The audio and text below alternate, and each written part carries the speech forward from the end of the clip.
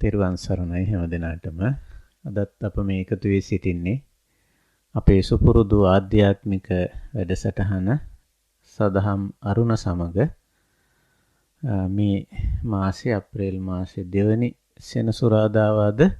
ඉතින් අද අපි බලාපොරොත්තු වෙන්නේ අපේ සුපුරුදු ධර්ම ගැටලු, දහම් ගැටලු වලට අවධානය යොමු කරන්නටයි. ඉතින් අපි මේ උතුම් කාර්යය මේ සදහම් සාකච්ඡාව සදහම් මණ්ඩපයේ ආරම්භ කරමු. මේ උතුම් ශ්‍රී සද්ධර්මයේ අවබෝධ කරගෙන ලෝක සත්වයා කෙරෙහි අප්‍රමාණ කරුණාවෙන් දේශනා කොට වදාළ තථාගත බුදු පියාණන් වහන්සේ බුද්ධ ගෞරවයෙන් සීකරගෙන নমස්කාර පාඨයේ 3 වාරයක් කියලා සම්බුද්ධ වන්දනාවෙන් අපි අපේ ධම් සභාව ආරම්භ කරමු. නමෝ තස්ස භගවතෝ අරහතෝ සම්මා සම්බුද්දස්ස. නමෝ තස්ස භගවතෝ අරහතෝ සම්මා සම්බුද්දස්ස. නමෝ තස්ස භගවතෝ අරහතෝ සම්මා සම්බුද්දස්ස. සාදු සාදු සාදු. තෙරුවන් සරණයි. අවසරයි කල්යාණ මිත්‍ර හැමදෙනාගෙන්ම. අපි සදහම් අරුණෙන් හැම මාසකම දෙවැනි සෙනසුරාදාව අපේ දහම් ගැටළු වලට අවධානය යොමු කරනවා. අද එවැනි දිනයක් අපිට දහම් ගැටළු යොමු වෙලා තිබෙනවා. විශේෂයෙන් අපිට පෞද්ගලිකව යොමු වෙච්ච දහම් ගැටළු ප්‍රමාණයක් තමයි අද තියෙන්නේ. ඒ ඇත්තටම ගොඩක් තිබුණා. ඒ අයට මම ඒ අවස්ථාවල ඊට අදාළ පැහැදිලි කිරීම කළා. නමුත් පොදුවේ අපිට වැදගත් වෙන දහම් ගැටළු කීපයක් අපි තෝරාගත්තා. ඒ අතරතුර ඔබට පුළුවන් අපේ රංගන මහත්මයා ගුවන්විදුලි මැදිරියේ අංකය ප්‍රකාශ කළා. ඒ මැදිරියේ අංකයට අමතලා තවත් ගැටළු තියෙනවා නම් ඉදිරිපත් කරන්න පුළුවන්. එතකොට මේ දහම් ගැටළු ගැනත් අපි පොඩි අදහසක් කියන්න ඕනේ. ඇත්තටම මේ අපිට තියෙන්නේ ජීවන ගැටළු. හැමෝටම තියෙන්නේ අපි මේ ජීවත් වෙනකොට ඒව ඕනනම් අපිට වෙන් කරලා ගන්න පුළුවන් ආර්ථික, සමාජීය, දේශපාලනික, පාරිසරික ওই වගේ කොටස් කරලා ගන්න පුළුවන්. තව ඕනනම් අර බුදුරජාණන් වහන්සේ දේශනා කරපු විදිහට අන්තෝ ජටා, බහි ජටා, පෞද්ගලික, තමන්ගේ අභ්‍යන්තරික ගැටලු, බාහිර ගැටලු ওই විදිහට වෙන් කරලා ගන්න පුළුවන්. ජීවන ගැටලු ඔක්කොම තියෙන්නේ. ඉතින් අපි මේ ජීවන ගැටලු වලට දහමින් පිළිතුරු සපයා ගැනීම මේ කරන්නේ. අපිට දහමක් විනයක් තියෙනවා. ධර්මයේ විනය කියලා දෙකක් තියෙනවා. ධර්මයේ තුල ප්‍රධාන වශයෙන් කෙරෙන්නේ යම්කිසි ගැටලුවක් හරියටම විවරණය කර ගැනීම, තේරුම් කර ගැනීම, අවබෝධ කර ගැනීම. ඊළඟට විනය කියලා කියන්නේ ඇත්තටම ඊට අදාළව ගත යුතු ක්‍රියාමාර්ගය. අපි යම්කිසි ක්‍රියාමාර්ගයක් තියෙනවා ඕනෑම ගැටලුවක් निराකරණය කර ගැනීම සඳහා. ඊට අදාළ පිළිවෙල, පිළිවෙත, ක්‍රමවේදය, ක්‍රියාමාර්ගයකට තමයි විනය කියලා කියන්නේ. එතකොට මේ දහමෙන් විනයෙන් තමයි අපි ධර්මයට විනයට අනුව තමයි අපි ජීවන ගැටලු වලට පිළිතුරු සපයගන්නේ. ඉතින් ඒ අනුව අපිට ඇත්ත වශයෙන්ම තියෙන්නේ ජීවන ගැටලු. මේ ජීවන ගැටලු වලට තමයි පොදු නමක් කියන්නේ දුක්ඛ කියලා. පොදුවේ දහමේ කියන්නේ දුක්ඛ කියන පුළුල් වචනයක් ඒක. ඔය චතුසත්‍ය, චතුරාර්ය සත්‍යයේදී මුලට අරන් තියෙන ඕක තමයි. සත්වයාට, මිනිස්යාට තියෙන ජීවන ගැටලු ඒවා හරි සංකීර්ණයි, විවිධයි, විෂමයි, එක හා සමාන නැහැ. සමහර වෙලාවට අපි හිතනවා ආර්ථික ගැටලුව කිව්වම හැමෝටම එක හා සමානයි කියලා. නමුත් ඒකේ විවිධත්වයක් තියෙනවා. සමාජීය කියන්නේ සමාජ සම්බන්ධතා ගත්තම ඒවයි තියෙනවා යම් ගැටලු. දේශපාලනිකව ගත්තම ඒවට ගැටලු තියෙනවා. ආර්ථික ගැටලු තියෙනවා. පරිසරය පිළිබඳ ගැටලු තියෙනවා. සමහර විට සෝබාදහමෙන්ම පරිසර කලාප පරිසර පද්ධති දේශගුණ කාලගුණ රටා මේවයි වෙනස්කම් තියෙන. ඊට අනුව සමහර වෙලාවට ඒ ගැටලු වලත් වෙනස්කම් තිබෙනවා. මේ විදිහට ගත්තම මේවා වෙන් කරලා ගත්තට කොටස් කරලා ගත්තට මේ ගැටලු වලත් තියෙනවා විවිධත්වයක්. අනිත් එක ගැටලු වල තියෙනවා මේ සාපේක්ෂ ගතියක්. සාපේක්ෂ කියලා එකකින් අදහස් කරන්නේ මේ එකම ගැටලුව වුණාට පුද්ගලයාගෙන් පුද්ගලයාට ඒක බලපාන විදිහ, ඒ පුද්ගලයා ඒක තේරුම් ගන්න විදිහ, ඒකට ප්‍රතිචාර දක්වන විදිහ මේ වගේ දේවල් වල වෙනස්කම් තියෙනවා. ඒක නිසා මේ ගැටලු කියන ඒවා හරි සංකීර්ණයි. ඉතින් මේ සමස්ත සියලුම ගැටලු තනි වචනයකින් බුදුදහමේ හඳුන්වලා තියෙන දුක්ඛ කියලා. මොකද එහෙම හඳුන්වන්න හේතුව දුක්ඛ කියන වචනේ අදහස මේ දැන් හිතන තියෙන ඇත්තටම මේ වචන දෙකක් තියෙන්නේ. දැන් දූ සහ ක දු යෙදෙන්නේ නිතරම දුෂ්කරාර්ථේ.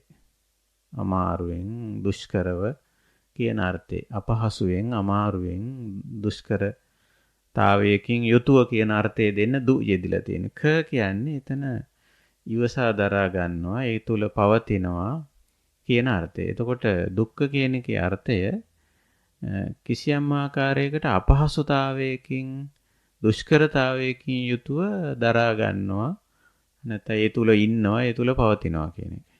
එතකොට ඒකයි දුක්ඛ. එතකොට මේ මානව ගැටලු හැම එකකම මේ දුක්ඛ ලක්ෂණය තියෙනවා. අපි කායික අපහසුතාවයක් ඇති වුණත්, මානසික අපහසුතාවයක් ඇති වුණත්, සමාජීය ආර්ථික දේශපාලන පාරිසරික ගැටලුවක් ඇති වුණත් ඒකේ තියෙන අර දුක්ඛ ගතිය, දුෂ්කර ගතිය. අපිට ඒක අමාරුයි දරා ගන්න. මේ දරා ගන්න අමාරුයි කියන අර්ථය දුක්ඛ කියන්නේ.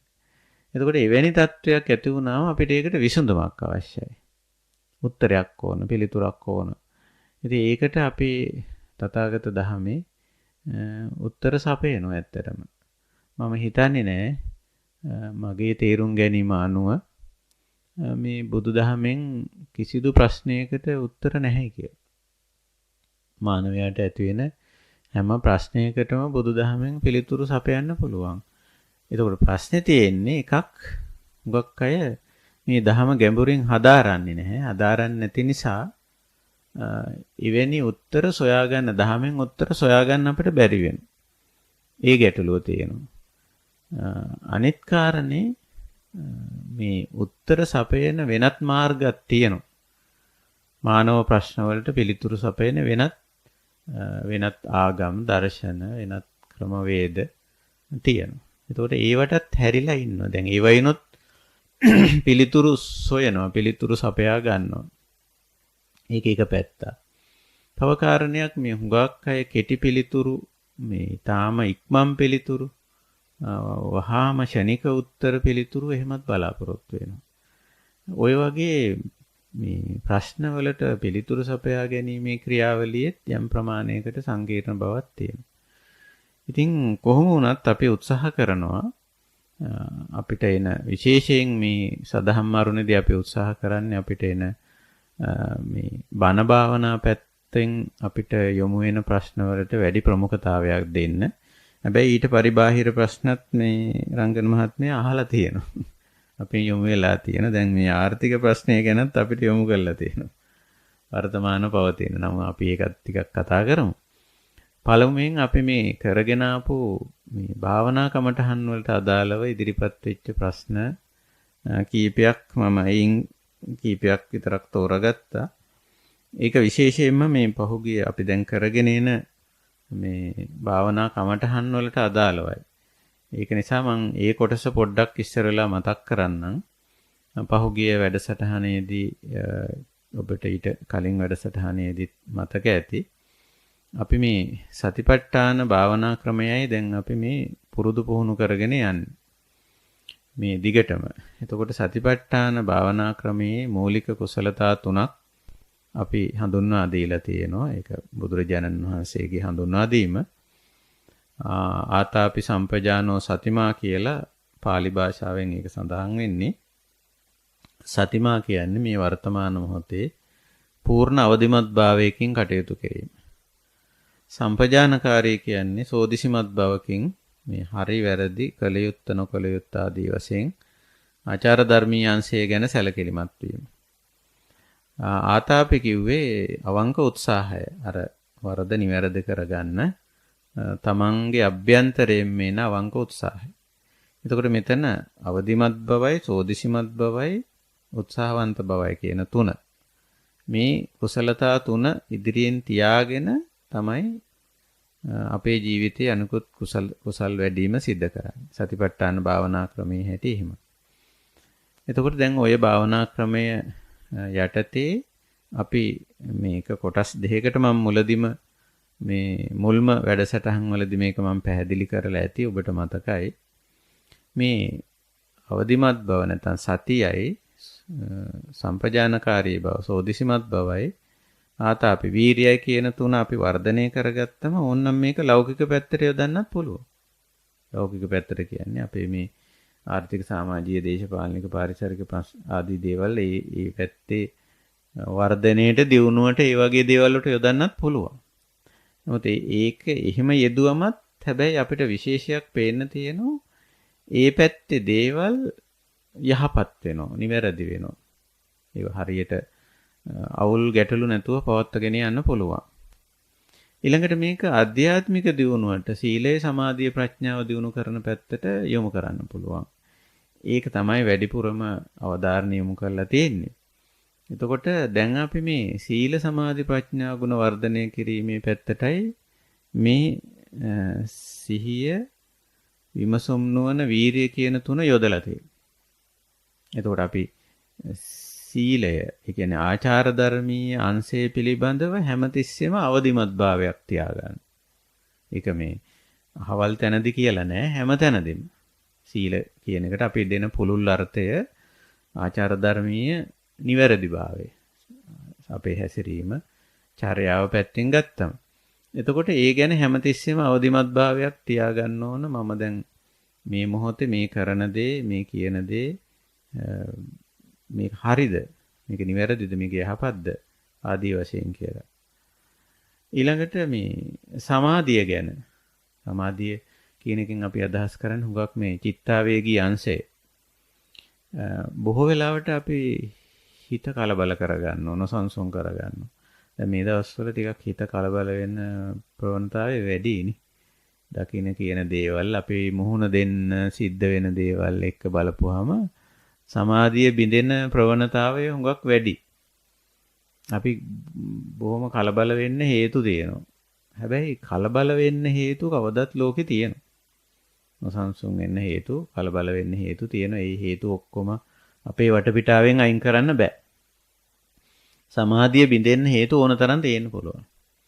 හැබැයි අපි මේ සතිමත් වෙන්න ඕන, සම්පජානකාරී වෙන්න ඕන මේ සමාධිය බිඳගන්න නැතුව කටයුතු කරන්න. මේ ලෝක රටේ සිද්ධ වෙන දේවල් සිද්ධ නොවෙනවයි කියන අදහස නෙවෙයි අපි කියන්නේ. ඒවා සිද්ධ වෙන්න පුළුවන්. නමුත් අපි අපේ සමාධිය ගැන, චිත්ත සමාධිය ගැන හිත සංසුන්ව තියා ගැනීම සඳහා අපි යම් මේ උත්සාහයක, සතිමත් භාවයක ඉන්න ඕන. එහෙම නැත්නම් මේ සමාධිය පවත්වා ගන්න බෑ. ඊළඟට ප්‍රඥාව පැත්තටත් අපේ අවධානය යොමු වෙන්න ඕන. මේ සිදුවෙන දේවල් මතු පිටින් බලලා නෙමෙයි, ටිකක් ගැඹුරින් හිතන්න අපි හුරු පුරුදු වෙන්න ඕන. හුඟක් වෙලාවට මේ අපේ වටපිටාවේ සිද්ධ වෙන දේවල් හුඟක් අය මේ මතු පිටින් තම තමන්ට තේරෙන මට්ටමින් කතා බහ කරලා ඒවට ප්‍රතිචාර දක්වන්න යනවා. ඉතින් එතකොටත් ඒ ගැටලුව එනවා. ඒක නිසා ඊට වඩා ගැඹුරින් අපි ටිකක් හිතනවා, තේරුම් බේරුම් කරගන්නවා. ওই විදිහට සීලය, සමාධිය, ප්‍රඥාව පැත්තට අපේ වැඩි බරක්, වැඩි නැඹුරුවක්, වැඩි යොමුවක් තිබීම අවශ්‍යයි. ඒ හරහා තමයි අපිට වඩාත් සාර්ථක, වඩාත් ශක්තිමත් පිළිතුරු ලබා ගන්න පුළුවන්කම තියෙනවා. ඉතින් ඕනම තැනක ගැටලුවක් පැන නැගිලා තියෙනවා නම් අපේ දහමට අනුව එක්කෝ ඒක ආචාර ධර්මීය ප්‍රශ්නයක් නිසා පැන නැගිච්ච එක. ඒ කියන්නේ සීලය සරල වචනෙන් කිව්වොත් සීලය කඩ වෙලා. එහෙම නැත්නම් සමාධිය බිඳිලා. එක්කෝ අපි කලබල වෙලා නොසන්සුන් වෙලා හිත පාලනය කරගන්න බැරුව ගිහිල්ලා වෙච්ච දෙයක්. ඒ කියන්නේ දැන් ආශාවල් තණ්හාවල් පවා වැටෙන්නේ සමාධිය බිඳීම පැත්තට. ඒව පවා වැටෙන්නේ. එහෙම නැත්නම් අපිට මේ සඳහා ප්‍රාමාණික දැනුම නැහැ ප්‍රඥාව අඩුකම නිසා. ඔය තුනට සම්බන්ධයි ඔය තුනට අන්තර්ගතයි ඇතුළත් ඕනම ගැටලුවකට අදාළ හේතුව. එක්ක සීලය බිඳිලා එහෙම නැත්නම් සමාධිය බිඳිලා නැත්නම් ප්‍රඥාව නැහැ ප්‍රමාණවත් තරමට.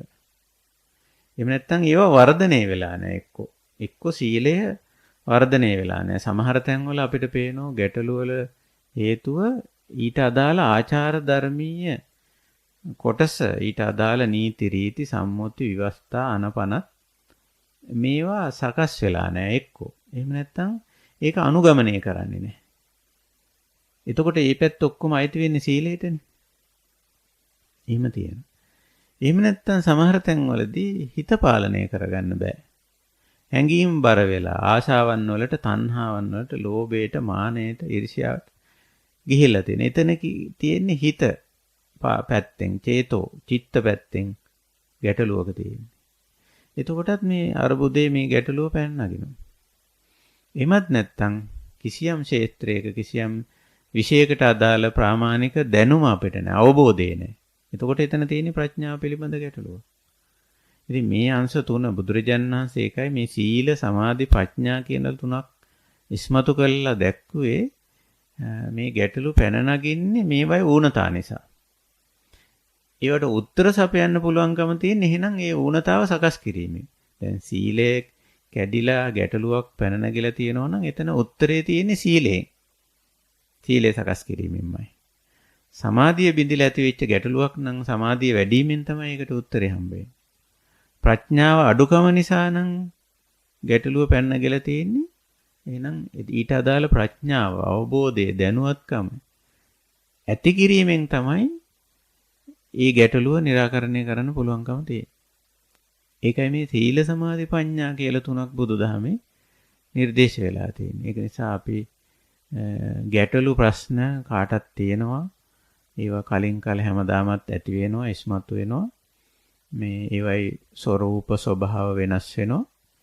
ඉතින් මං හිතන්නේ ඔබට මතක ඇති අපි පහුගිය අවුරුදු 1.5 දෙකක් විතර මේ රෝගී තත්ත්වයක් පැන නැගිලා තිබුණා මේ කොවිඩ් වසංගතේ. ඉතින් දැනුත් ඒක නැහැ කියලා නෑ. නමුත් ඊට වැඩිය ලොකු එකක් ඉස්සරහට ඇවිල්ලා තියෙනවා.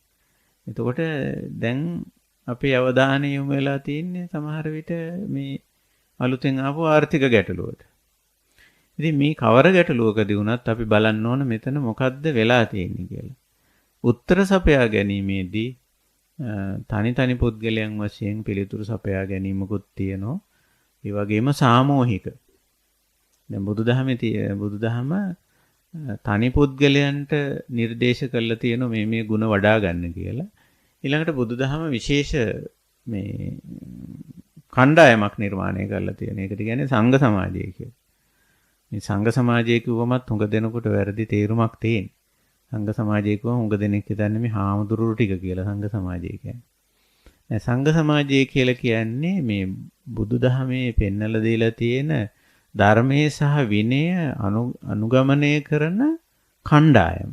එතන ගිහි අය ඉන්න පුළුවන්, පැවිදි අය ඉන්න පුළුවන්, ස්ත්‍රී පුරුෂ වශයෙන් දෙපාර්ශවයේ ඉන්න පුළුවන්. ඒකේ එහෙම එකක් නෑ සංඝ සමාජයේට.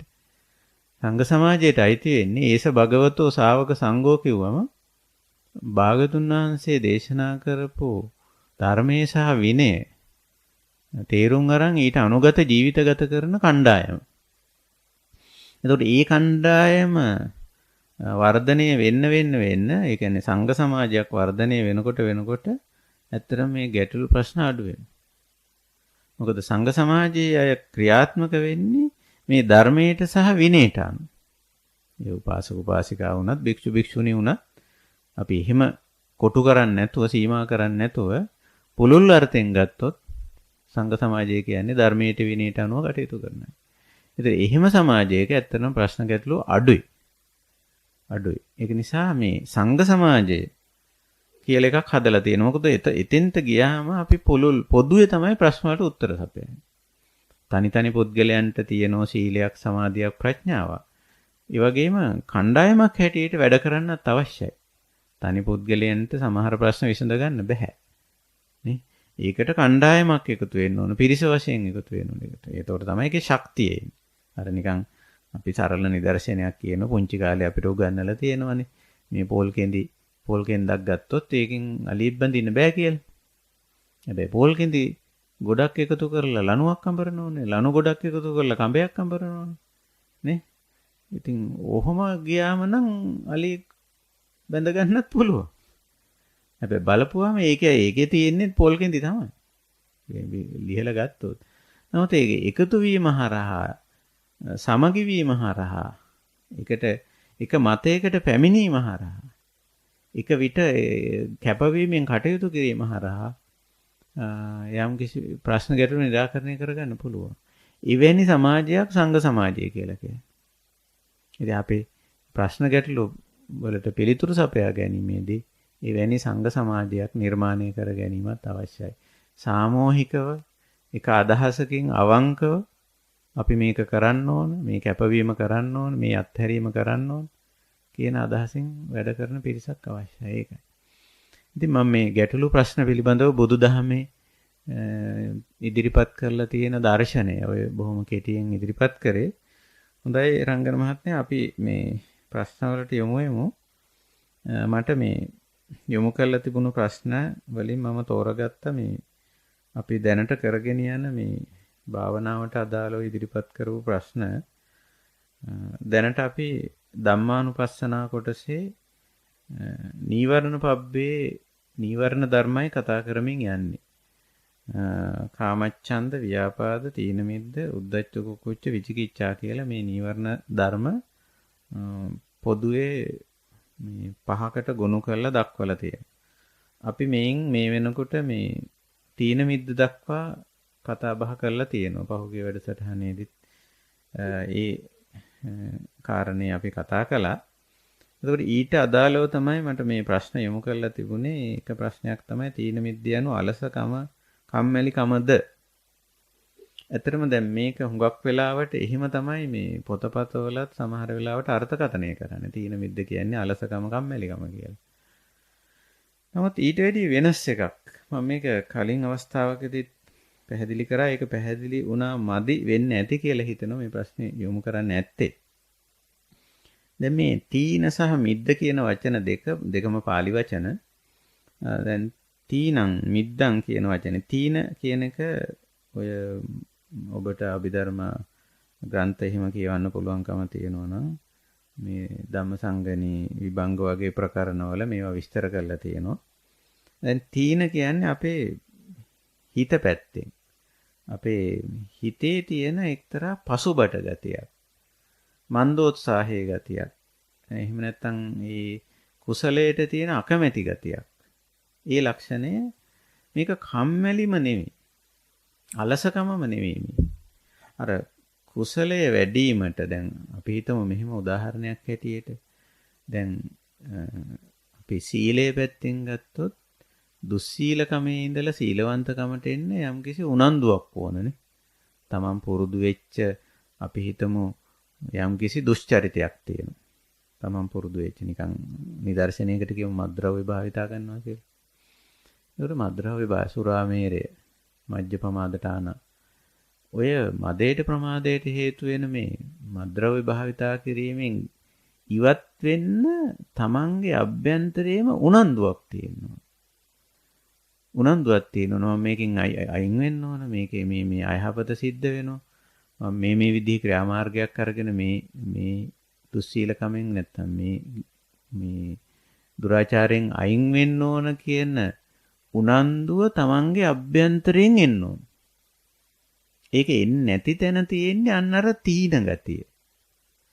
ඒ කියන්නේ තවදුරටත් අර තමන්ගේ අර පරණ පුරුද්දට අර දුරාචාරයට දුෂ්චරිතයට තමයි හිතේ නැඹුරුතාවය තියෙන්නේ. වරදට නැඹුරුතාවය, කුසලයට උනන්දු අඩුකම. උනන්දු අඩුකම. ඒකට අපි පාලියෙන් තීන කියනවා. ඒ උනන්දු අඩුකම. එතකොට ඔය ලක්ෂණය එන්නේ මොකද? මේ ඒකම ප්‍රශ්නය අහලා තියෙන මේ දුරු කර ගැනීමට දහමේ ඇති මඟ පෙන්වීම මොනවද? දෙන්න පුළුවන් උපදෙස් මොනවද කියලා. ඇත්තටම දැන් මෙතන අකුසලයේ ආදීනව අපි හොඳට මෙනෙහි කරන්න ඕනේ. දැන් මේ අකුසලයෙන් ගැලවෙන්නනේ අපි යන්නේ. අකුසලයෙන් ගැලවෙන්නේ නැහැ. දැන් අකුසලයෙන් ගැලවෙන්න තමයි මේ උනන්දුව නැත්තේ. තවදුරටත් අකුසලයේ යනවා. තවදුරටත් ඒකෙම යනවා. එතෙන්දී මෙනෙහි කරන්න ඕන අකුසලයේ ආදීනව. දැන් මේ අපි හිතමු ඔය අපි ගත්ත නිදර්ශනේ. යම් කෙනෙක් මද්ද්‍රව්‍ය භාවිතා කරනවා නම් ඒකින් වෙන ආදීනව වෙන කෙනෙක් කිව්වට වැඩක් නැහැ. අපි කොච්චර කියනවදනේ. හැබැයි එයාම මෙනෙහි කරන්න ඕන.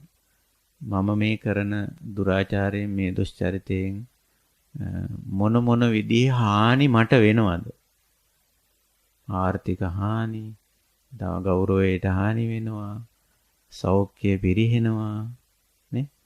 ප්‍රශ්න රාශිය. සමහර තැන්වල ඒගොල්ලන්ගේ සේවා කාර්යක්ෂමතාවය විශාල වශයෙන් පහළ බැහැලා. ඇයි? පුද්ගලයා මද්ද්‍රව්‍ය භාවිතයට ඇබ්බැහි වෙලා. ඊට පස්සේ එයා සේවා කාර්යක්ෂමතාවේ පහළ බැස්සම එයාගේ වෘත්තිය ඉහළ යෑමක් නැහැ. යන්නේ නැහැනේ. යවන්න බැහැනේ. හැමදාම පැමිණීම දුර්වලයි, වැඩ දුර්වලයි නේ? මේ ඒ වගේ ගැටලු ගොඩයි. එතකොට මොකද වෙන්නේ? පුද්ගලයාගේ සේවා කාර්යක්ෂමතාවේ පහළ බැහැලා. ඊට පස්සේ සේවයේ හැමදාම එක තැන. ඉහළ නිලයට ඉහළ තනතුරට යන්න බෑ. ඇයි යන්න බැරි? ඒ තමන්ම ඇබ්බැහි වෙච්ච දුරාචාරයක් දුෂ්චරිතයක් නිසා ඒක විසින් තමන්ව පහළට ඇදගෙන යනවා. දැන් ඕක සමාහයට වෙන කෙනෙක් කිව්වට පුද්ගලයාට ඒක හරියන්නේ නැහැ. තමන්ම මේකේ ආදීනව මෙනෙහි කරන්න ඕන. මගේ මේ අඩුපාඩුව නිසා, මගේ මේ දෝෂය නිසා මේ පැති වලින් මම පහළට යනවා නේද? අගාධයට යනවා නේද? ඔකට කියන්නේ අපාය කියලා. අපේ දහමේ. අපාය කිව්වම හුඟ දෙනෙක් හිතාගෙන ඉන්නේ මේ මරුණයින් පස්සේ යන තැනක් කියලා. නෑ, අපේ දහමේ අපායගාමී වෙනවා කියලා කියන්නේ අර පිරියනවා කියන එක.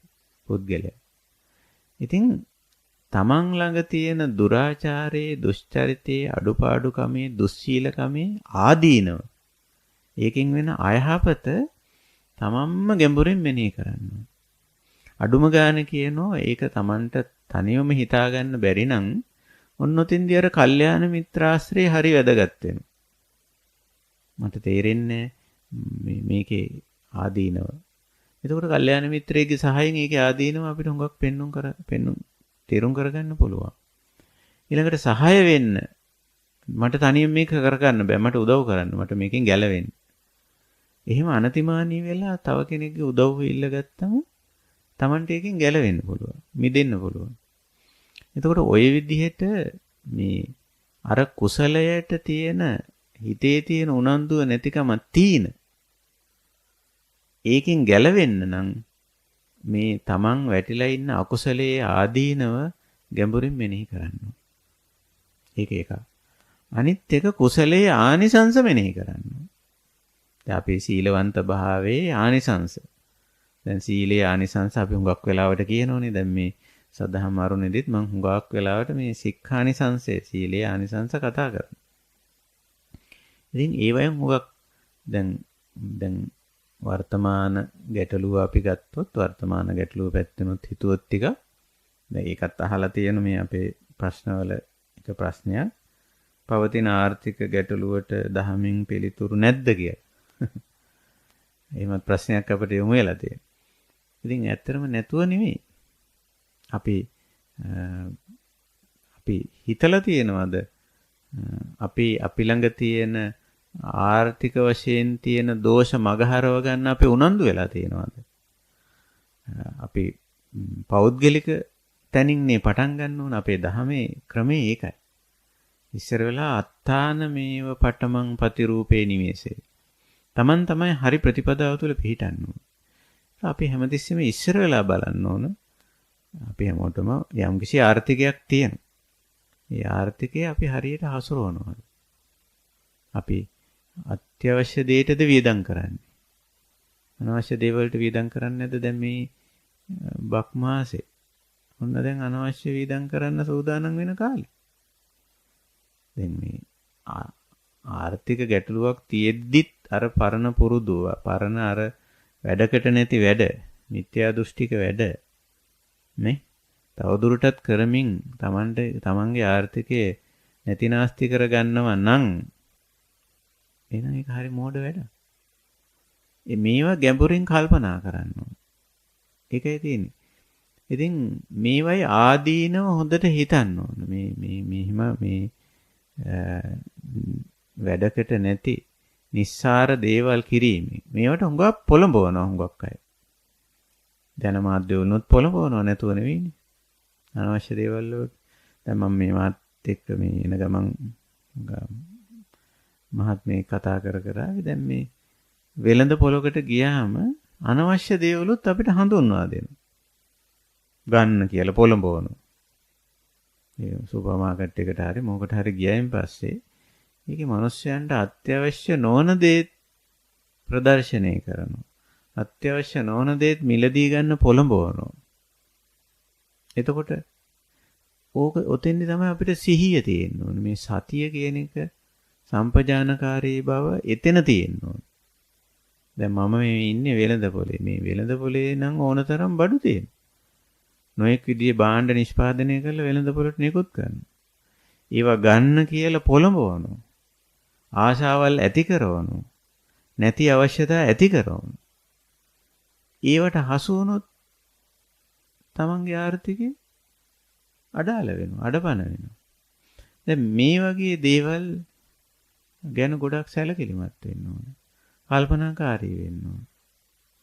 ඒකයි ස්වභාවය. ඉතින් මේ විදිහට කල්පනා කරලා බැලුවම අපේ මේ කුසලයට තියෙන හිතේ තියෙන මන්දෝත්සාහී ගතිය තීන කියලා කියන්නේ. කුසලයේ වඩන්න මේ පැත්තට නැඹුරු වෙන්න හරි අකමැති. මේ අකමැත්ත හුඟක්ම බලපාන්නේ එක පැත්තකින් අර කාමයට තියෙන ලැබිකම. කාමය කියලා කියන්නේ හුඟක්ම අපි කතා කරලා තියෙනවා පෞද්ගලික කැමැත්ත. මේ පෞද්ගලික කැමැත්තත් මේ විශේෂයෙන් මේ පස්සාකාර රූප, ශබ්ද, ගන්ධ, රස, ස්පර්ශ කියලා මේ පංචකාමය කියලා අපි ඕකට කියනවා. ඒකට තියෙන නැඹුරුතාවය. ඒකෙන් කරන්නේ ඇත්තටම මනස පිනවීම. මේ කාමයේ ස්වභාවය මනස පිනවීම. ඉතින් මේ මනස පිනවීමට තියෙන ලොල්කම, ලැබිකම, ගිජුකම, කෑදරකම. ඒක නිසා මේක අඩු කරන්න, මේක සීමා කරන්න, මේකෙන් ඉවත් වෙන්න හරි මන්දෝත්සාහය. එතකොට බලන්න මෙතන කම්මැලිකමක් නෙවෙයිනේ තියෙන්නේ. දැන් අපි තීන කියන වචනේ කම්මැලිකම කියලා පරිවර්තනය කරොත් වැරදි. මෙතන තියෙන්නේ කම්මැලිකමක් නෙමෙයි. අර කුසලයට තියෙන උනන්දුව නැතිකම. ඒ පැත්තට නැඹුරු වෙන්න තියෙන අකමැත්ත. ඇයි නැඹුරු වෙන්න තියෙන අකමැති? කාමයට බර වෙලා ඉන්නේ. අර පංචකාමයෙන් පිනවන්න පුරුදු වෙලා තියෙන්නේ. ඊට පිනවන්න පුරුදු වෙලා තියෙන්නේ. ඒ පුරුද්ද, ඒ ගිජුකම, ඒකට ගේද කියලා කියනවා. ඔය කරණීයමෙත්ත සූත්‍රය කියන්නේ කාමේසු විනීය ගේදම් කියලා. ගේද කියන්නේ ගිජුකම කියන එක. අර පංචකාමයෙන් ලැබෙන කෙටි කාලීන ආස්වාදයට ගිජු වෙලා තියෙනවා. ඉතින් ඒකට හැමතිස්සෙම නැඹුරු වෙලා. එතකොට ඒකේ ප්‍රතිවිරුද්ධ ස්වභාවයටනේ අපි නෙක්කම කියන්නේ. නයිස්ක්‍රම්‍ය කියලා කියන්නේ. ඔය තරම් ඇහැ කන නාසය දිවකය පිනවීමට යොමු වීම අවශ්‍ය නැහැ. ඒකෙන් පුළුවන් තරම් ඉවත් වීම.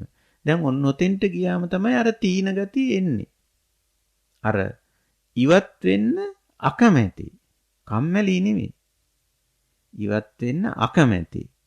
නෑ එහෙම ඕනේ අපි ඕක මේ එහෙම ආර්ථික ප්‍රශ්න ආරෝමේව තිබ්බයි කියලා බෑ. අපි මේ උත්සව කරන්න ඕන. අපි මේව කරගෙන ආපු ඒවා කරන්න ඕන. එහෙම තර්කත් වෙනවා. අපි ඒවට කියන්නේ කාම විතර්ක කියලා. අර කාමයට පක්ෂව ගොඩාක් තර්ක එනවා. හේතු දක්වනවා.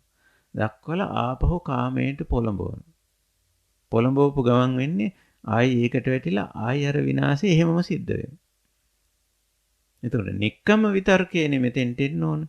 මේ කාමයට වැටිලා මේ වෙන ආර්ථික සමාජීය ගැටලු ටික හරියට පෙන්නලා දෙන. ඒක නිසා පුළුවන් තරම් ඒකෙන් ඉවත් වෙන්න. බුදුදහමේ නික්කම්මයක් උගන්වන්නේ ඒ හේතුව නිසා. නෛෂ්ක්‍රම්‍යයක් උගන්වන්නේ ඒ හේතුව නිසා. මේ රූප, ශබ්ද, ගන්ධ, රස, ස්පර්ශ මේවට මේ තරම්ම මේ නැඹුරු වෙන්න අවශ්‍ය නැහැ. මේවයින් පුළුවන් තරම් ඉවත් වෙනකොට අන්න අර අපි අද වර්තමානයේ හුඟක් කතා කරන ආර්ථික ගැටලුව කියන එකට ලොකු උත්තරයක් හම්බ වෙනවා. ලොකු උත්තරයක් හම්බ වෙනවා. මොකද මේ ආර්ථික ගැටලුවේ විශාල කොටසක් නියෝජනය කරනෝ පංචකාමයෙන්. විශාල කොටසක් නියෝජනය කරනවා. හොඳට කල්පනා කරලා බලන්න මම මේ අද කියන කාරණේ ගුවන්විදුලියෙන් ඔබ හුම්කන් දීගෙන ඉන්නවා කියලා මං හිතනවා සාවධානව. මේ ආර්ථික ගැටලුවේ විශාල කොටසක් නියෝජනය කරනෝ අපේ තියෙන කාම තණ්හාව. කාම ගේදය. කාම තෘෂ්ණාව. මොකද්ද? අර පිනවන්න තියෙන කැමැත්ත. ඒ කැමැත්ත වෙනුවෙන් අපි සෑහෙන ආර්ථික පිරිවැයක් දරනවා. ඒක ඉතිරි කරන්න පුළුවන්කම තියෙනවා. මේක පුළුවන් තරම් නයිස් ක්‍රමයට යන්න පුළුවන්. මේක පෞද්ගලික මට්ටමින් ඉස්සෙල්ලා කරලා බලන්න මේක හොඳ ප්‍රතිඵලදායක දෙයක්. ආර්ථික අසුරා ගන්න. එහෙම කරගෙන ගියොත් තමයි රටක් හැටියට නැත්තම් පිරිසක් හැටියට කණ්ඩායමක් හැටියට මේක කරන්න පුළුවන්කම තියෙන්නේ. අපේ හාමුදුරනේ දැන් අපිට ගැටලුවක් ඇති වෙනවා දැන් ඔබ වහන්සේ කියන කාරණාවත් එක්ක. දැන් තව දවස් කීපයකින් අපි අපේ රටේ තමත් වැදගත් අවස්ථාවකට එනවා. ඒක තමයි සිංහල දෙමළ අලුත් අවුරුද්ද. දැන් මේක අපේ හාමුදුරනේ නැකත් චාරිත්‍රවලට මුල් තැන දෙන ප්‍රධාන කාරණාවක්. දැන් ඒ කටයුතු වලට එහා ගියා. ඔබ වහන්සේ පැහැදිලි කරා අපේ හාමුදුරනේ අපේ තියෙන මේ මුදල් අපේ ආර්ථිකය අපි අනවශ්‍ය විදිහට අපේ හාමුදුරනේ වියපැහැදම් කරනවා මේ වෙනුවෙන්. දැන් නමුත් එහෙම අවස්ථාවක් නෙමෙයි අපිට දැන් උදා වෙලා තිබෙන්නේ. අපේ හාමුදුරනේ එහෙම අවස්ථාවකදී අපි කොහොමද කටයුතු කරන්න ඕනේ? දැන් අපි අර ප්‍රධාන කාරණයට මුල් තැන නොදී සමහර අවස්ථාවලදී අපි කටයුතු කරන ආකාරයක් අපිට පේනවනේ. දැන් අපි කල යුතු දේ තමයි එතනදී ප්‍රධාන වශයෙන් වඩාත් වැදගත් වෙන්නේ. අපි අලුත් වර්ෂයකට නව වර්ෂයකට පියමන්නිනකොට අපේ හැමෝටම අපි අර නැකත් කටයුතු සුබ කටයුතු වලට මුල් තැන දීලා කටයුතු කරන්න වෙන අවස්ථාවක් තමයි මේ උදා වෙලා තිබෙන්නේ අපේ හැමෝටම. එහෙනම් අපි කොහොමද මධ්‍යස්ථ වෙන්නේ අපේ හැමෝටම? ඔව් දැන් මෙතන ටිකක් සංකීර්ණ අදහසක් රංගන මහත්තයා ඉදිරිපත් කරන්නේ. එකක් තමයි මේ නැකත් සුබ කටයුතු කියන ඒවා අපි කොහොමද අර්ථකථනය කරගෙන තියෙන්නේ කියන කාරණේ. නේ? දැන් බුදුදහමේ නැකත කියන එක අර්ථකථනය කරලා තියෙන්නේ මේ යම්කිසි කාර්යයකට. හැබැයි යම්කිසි කාර්යයක් කිව්වට ඒකත් අත්‍යවශ්‍ය නිවැරදි යහපත් කාර්යයක් වෙන්න ඕන. යම් කාර්යයකට ඒ කාර්යය සාර්ථක වෙන්න අවශ්‍ය සාධක ටිකක් තියෙනවනේ. ඒ කාර්යය සාර්ථක වෙන්න ඒ කාර්යය සාර්ථකව දියත් කරන්න ක්‍රියාත්මක කරන්න අවශ්‍ය කරන හේතු කාරණා ටිකක් තියෙනවා. ඒ හේතු කාරණා ටික හරියටම එකතු වෙච්ච වෙලාව එකතු කරගත්ත වෙලාව තමයි නක්කත්තේ කියන්නේ. මේකද කියන්නේ. එහෙම නැතුව මේ මොකක් හරි අපි ඔරලෝසුවෙන් බලලා හරි වෙන මොකක් හරි ක්‍රමයකින් ගන්න වෙලාවක් නෙමෙයි. අත්තෝ අත්තස්ස නක්කත්තා. හරි කෙටි පාඩයක් මේක. අපේ මේ ජාතක පාළියේ තියෙන මේ ජාතක පාළියේ බුද්ධ දේශනාවක්. අත්තෝ අත්තස්ස නක්කත්තා. අත්තෝ කියන්නේ අර්ථවත් දෙයක් යහපත් දෙයක් කිරීම සඳහා අත්තස්ස එවැනි දෙයක් කිරීමට සූදානම් වෙන පුද්ගලයෙකුට ඒ දේ කිරීම සඳහා අවශ්‍ය දේ සාධක ටිකක් එකතු වෙනවා. අපි මේක නිදර්ශනයකින් කියමු. අපි තුමු කෙනෙක් ගයක් හදන්න ඕනේ කියලා. ගයක් හදන්න අවශ්‍යයිනේ. නිවාසයක්, සේනාසනයක් අපේ මූලික අවශ්‍යතාවලත් ඒක කියනවා. චීවර පිණ්ඩපාත සේනාසන ගයක් හදා ගන්නවා. අපිට ගයක් හදා ගන්න නම් ගයක් හදා ගැනීමට අවශ්‍ය සාධක ටිකක් තියෙනවනේ. ඉඩමක් ඕනනේ. ඉඩමක් නැතුව ගයක් හදන්න බෑ. ඉඩමක් ඕන. ඒකට අවශ්‍ය කරන කලමනා ටික, සිමෙන්ති වැලිගඩොල් ටික සම්පාදනය වෙලා තියෙනවා. අවම වශයෙන් බිත්ති ටිකවත් බඳගන්න.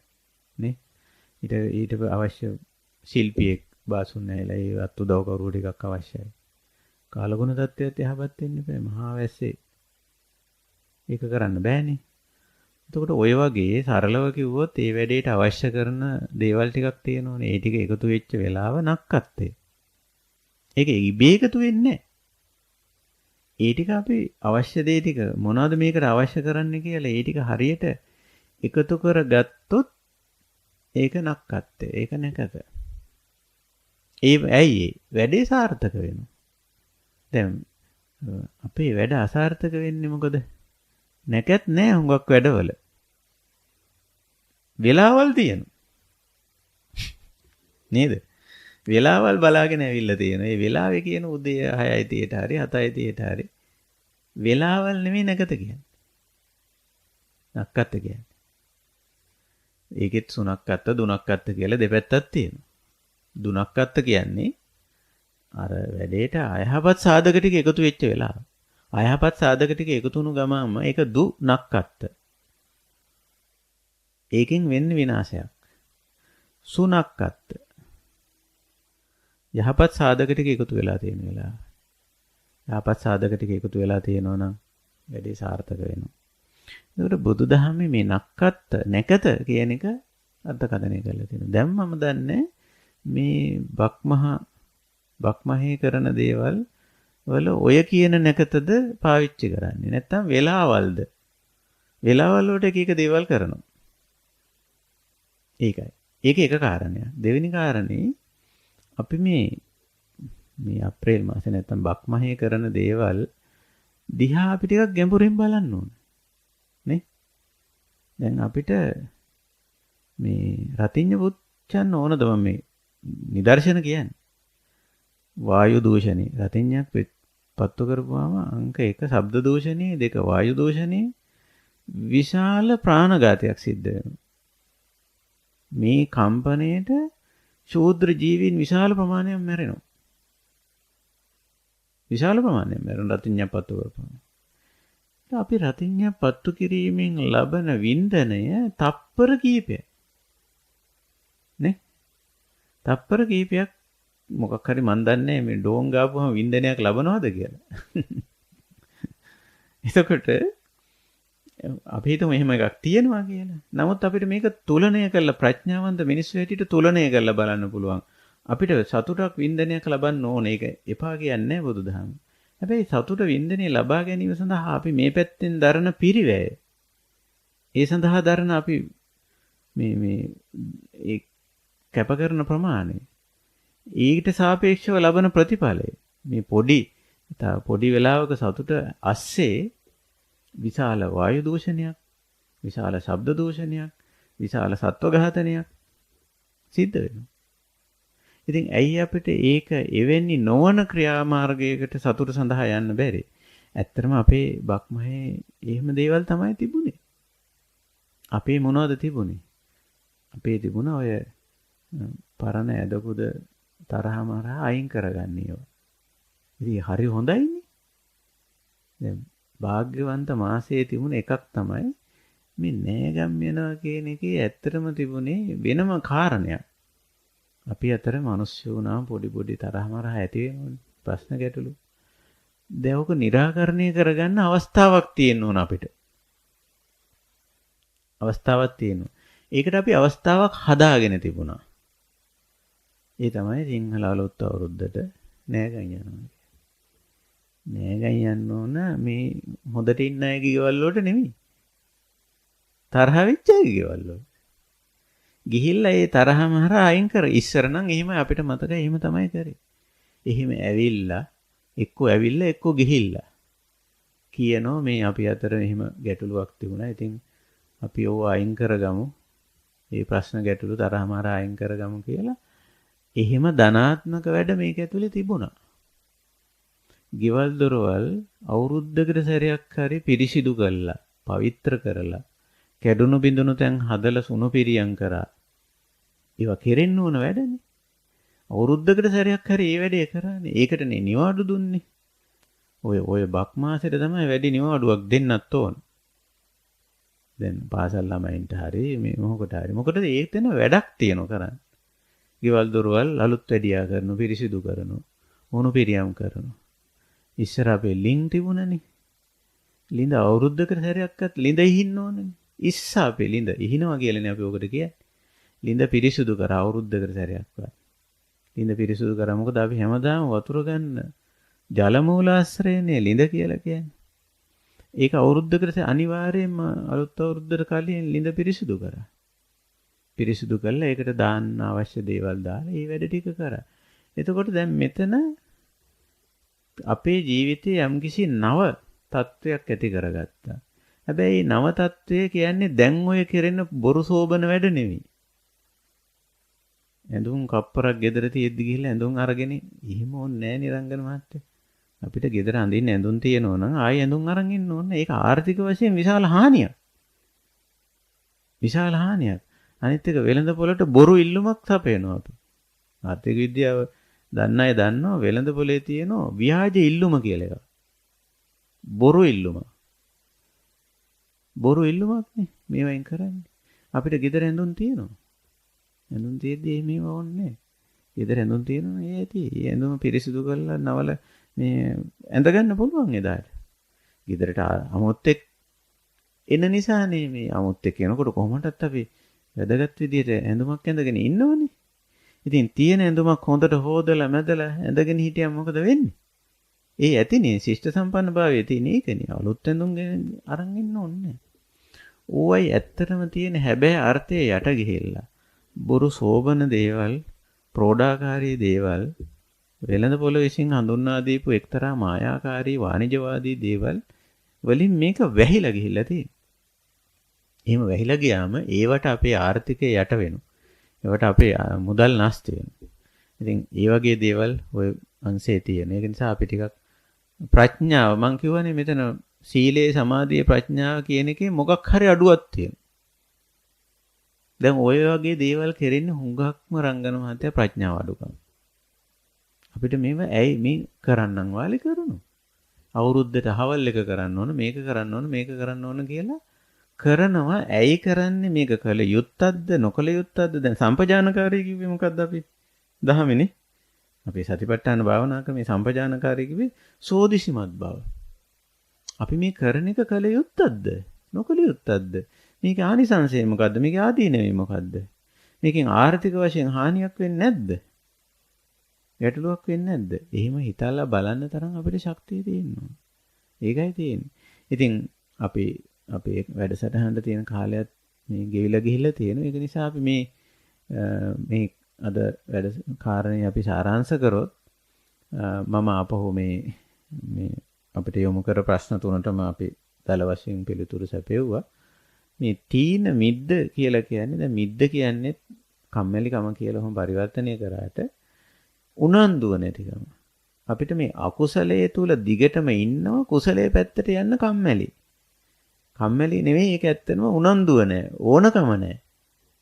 අවශ්‍යතාවය නැහැ. කැපවීම නැහැ. ඒ ගතිය තමයි මේ තීන මිද්ද කියලා කියන්නේ. හැබැයි ඒකෙදි අපි ප්‍රධාන වශයෙන් කිව්වා මේ අයහපතේ ආදීනව මෙනෙහි කරන්න. යහපතේ ආනිසංසය මෙනෙහි කරන්න. මෙනෙහි කරපුවම අපිට අකුසලයෙන් කුසලයට එන්න පුළුවන්.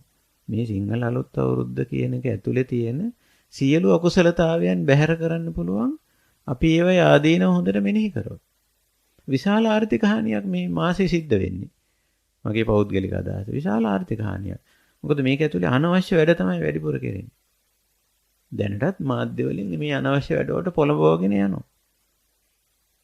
මේ අමතක වෙනවා මේ රටේ විශාල ආර්ථික හානියක් තියෙනවා කියලා. අමතක වෙනවා. අමතක වෙලා මේ අතේ තියෙන අපි කියන්නේ තුට්ටු දෙක කියලා. ඒකත් නාස්ති කරගෙන තවත් ආර්ථික ප්‍රශ්න උග්‍ර කරගන්න. ඒකයි තියෙන්නේ. ඉතින් ඒක නිසා අපි බොහොම සතිමත් වෙන්න ඕන. අපේ ප්‍රධාන මේ සදහම් අරුණේ අපේ ප්‍රධානම ඉගැන්වීම සතිමත් බව. සම්පජානකාරී බව. වීරියවන්ත බව. ඉතින් එතෙන්ට ඇවිල්ලා කටයුතු කරන්න කියන කාරණේ තමයි අපි මතක් කරන්නේ. ඉතින් අපිට තියෙන මම මුලින් කිව්වා වගේ අපිට කාටත් ගැටලු තියෙනවා ආර්ථික සමාජීය දේශපාලනික පාරිසරික ගැටලු. හැබැයි ඒවට දහමින් උත්තර සපය ගන්න එක තමයි අපි මේ දහම් ගැටලු. ඇත්තට මේවා දහම ගැටලු නෙවෙයි. අපිට තියෙන ජීවන ගැටලු මම මුලින් කිව්වෙත් ඒක. ජීවන ගැටලු වලට අපි දහමින් උත්තර සපය ගන්න ඕනේ. ඒකයි අවශ්‍ය කරන්නේ. ඉතින් මම හිතනවා මේ අපිට මේ සඳහා ගත කරන්න වෙලා තියෙන කාලය ගෙවිලා ගිහිල්ලා තියෙනවා. ඉතින් අපි හැම මාසෙම මේ දෙවනි සෙනසුරාදාව වෙන් කරගෙන තියෙන්නේ අපේ සදහම් අරුණේ. ඉදිරිපත් වෙන ගැටලු වලට පිළිතුරු සපයන්නේ. ඉතින් අදත් ওই විදිහට අපේ කමටහනට අදාළවම තමයි අපිට ප්‍රශ්න යොමු කරලා තිබුණේ. ඊට අමතරව තමයි ඔය පවතින ආර්ථික ගැටලුවට අදාළවත් අපෙන් ප්‍රශ්න විමසලා තිබුණේ. ඉතින් ඒක සාධාරණයි. කවුරු වුණත් මේ පවතින වර්තමාන ගැටලු වලට තමයි උත්තර හොයන්නේ. ඉතින් ඒ හැම ගැටලුවකටම අපි දන්නවා දහමෙන් උත්තර සපය ගන්න පුළුවන් කියලා. ඉතින් බැරි නෑ.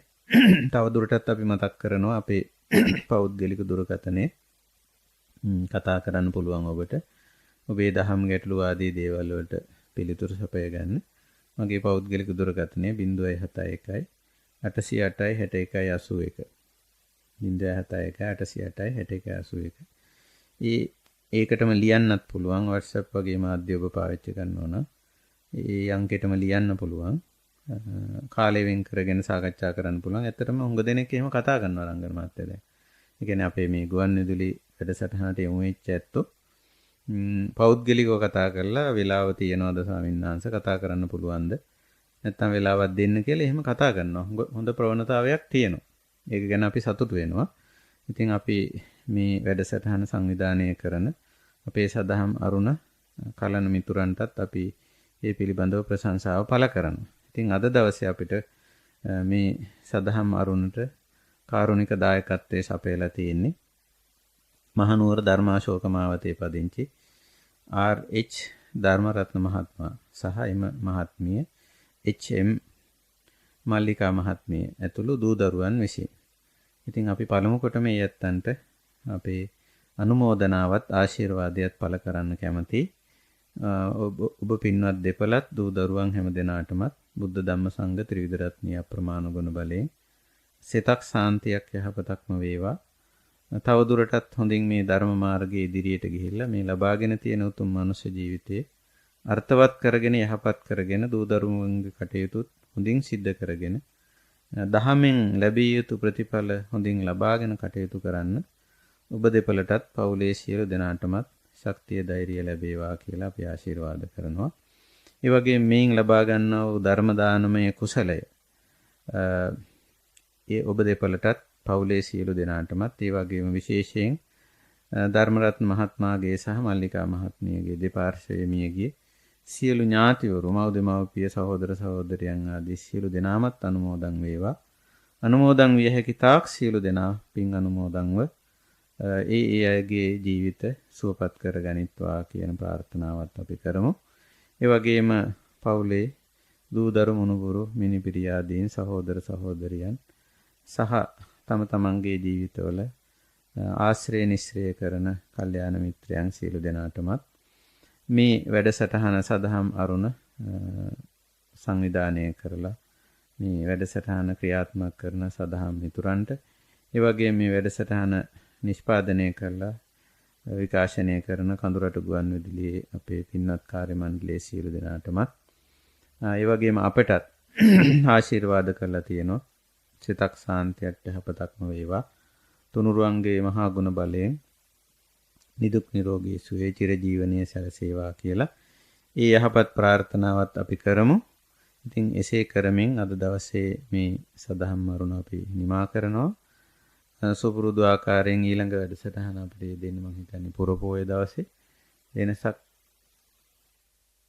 නැතුව අපි වැඩසටහන පුරපෝය දවසේ අපිට වෙනත් ගුවන්විදුලි වැඩසටහන් යෙදිලා තියෙන නිසා අපි සදහම් අරුණ එදාට කෙරෙන්නේ නැහැ. අපි ඊළඟ සදහම් අරුණේ මුණ ගැහෙන්නේ 23 වෙනිදා. නේද රංගන මහත්තයා? ඔව්.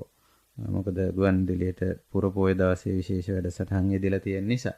ඒකත් මතක් කරමින් එහෙමනම් මේ යහපත් කාර්යය සංවිධානය කළ සියලු දෙනාටමත් සහභාගී වුණු දුරින් ඉඳන් ළඟ ඉඳන් පෙනී නොපෙනී ඉඳගෙන එහුම්කන් දීමෙන් සහභාගී වීමෙන් දායක වුණු සියලු දෙනාටමත් අද දවසේ මේ යහපත් කාර්යයට දායකත්වය ලබා දුන්න ධර්මාශෝක මාවතේ මහනුවර ධර්මාශෝක මාවතේ පදිංචි ආරේච ධර්මරත්න මහත්මයා සහ හිම මාලිකා මහත්මිය ඇතුළු පවුලේ දූ දරුවන් හැම දෙනාටමත් අපි තුනුරුවන්ගේ අප්‍රමාණ ගුණ බලයෙන් සිතක් සාන්තියක් යහපතක්ම වේවා.